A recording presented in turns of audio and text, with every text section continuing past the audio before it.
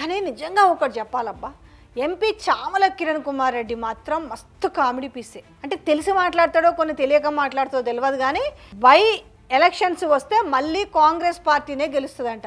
అది ఎట్లా గెలుస్తుంది ఎంపీ గారు, నాకు అర్థం కాలేదు. ఇదే మాట ప్రజలు కూడా నవ్వుతున్నారు, అడుగుతలేరు. ఇంకోటి ఏంటి, ఫిరాయింపు ఎమ్మెల్యేల కేసులో సుప్రీంకోర్టు తీసుకున్న నిర్ణయానికి కాంగ్రెస్ పార్టీ కట్టుబడి ఉంటుంది.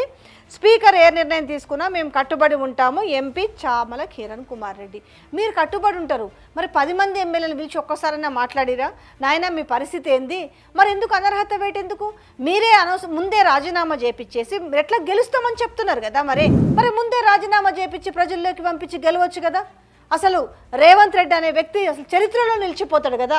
10 మంది ఎమ్మెల్యేలను చూసినవా, రాజీనామా చేపించిండు, రాజీనామా చేపించి మళ్ళీ 10 మందిని గెలిపించుకుంటా అనే పేరు ఆయన స్వర్ణాక్షరాలతో లిఖిస్తారు కదా ఎంపీ చామల కిరణ్ కుమార్ రెడ్డి గారు. మీకు అంత కాన్ఫిడెంట్ ఉంది కదా, ఈ మాట కొంచెము 10 మంది ఎమ్మెల్యేలను కూసబెట్టుకొని చెప్పురి, వాళ్ళకు అభయం ఇరి, మేమున్నాం మా ముఖ్యమంత్రి ఉన్నాడు, మీరేం భయపడకురి, అసలు మీరు అనర్హత వేటెందుకు, ముందే రాజీనామా చేపిస్తామని మీ ముఖ్యమంత్రి కూడా చెప్పండి.